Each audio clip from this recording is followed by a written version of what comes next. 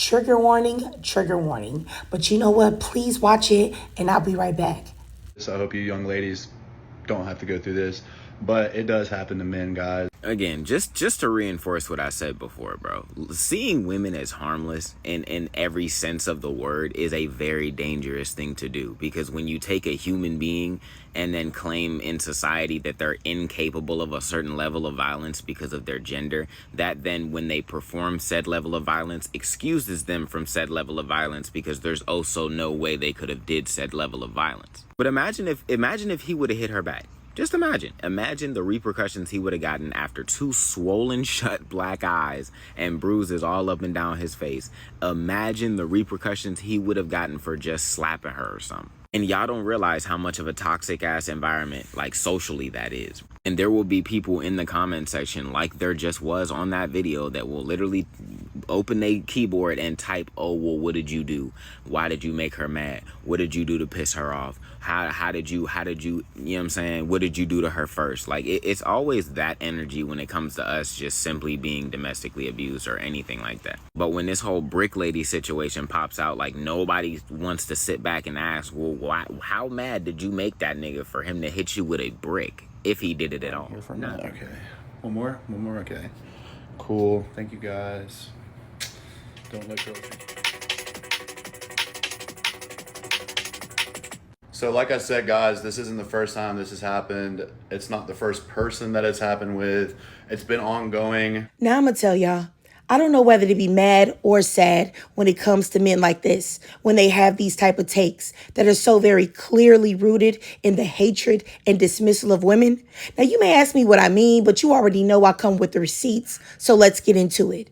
Now, this young black man starts the conversation off disingenuous from the jump, talking about the world views women as generally harmless in every sense of the word or incapable of violence. And that's an absolute lie. The world knows that women can be capable of violence. But the thing about that is that the world also knows that even though women have the capability of violence and the capability of graping and have indeed committed violent acts in grape, that it is a small percentage when compared to men.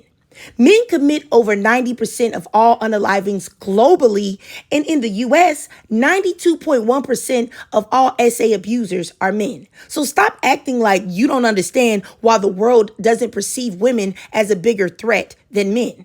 And it's because, ding, ding, ding, they aren't. And then you said, imagine the repercussions that he would have gotten if he slapped her or did something to defend himself. Stop it. None. There would have been no repercussions. Y'all don't even give repercussions to men who unalive or abuse women. Look at Carlisha Hood, the woman who was attacked in the chicken spot and who her son had to defend her.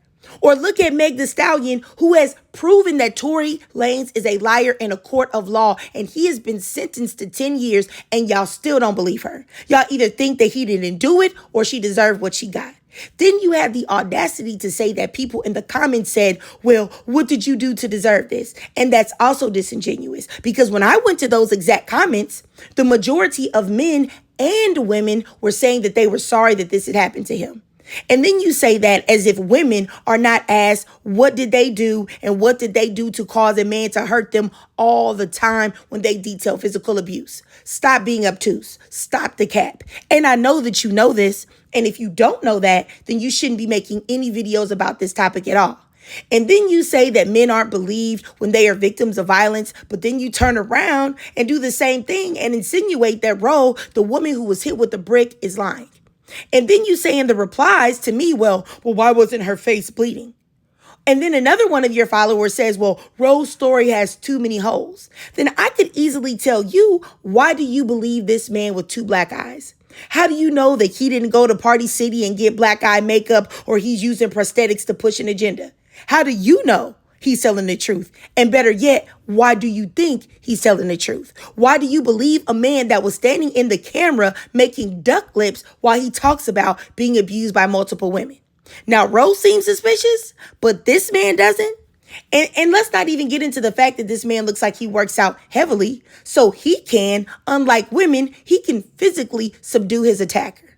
Or how do we know, once again, that this is some type of conspiracy to make women look bad, or for him to get a GoFundMe like y'all said that Roe was doing? And you notice that he said in the last clip that he's been abused by multiple women. So can we assume that he's the problem? Or can we assume that he should have chosen better since he said that he's been abused by multiple women?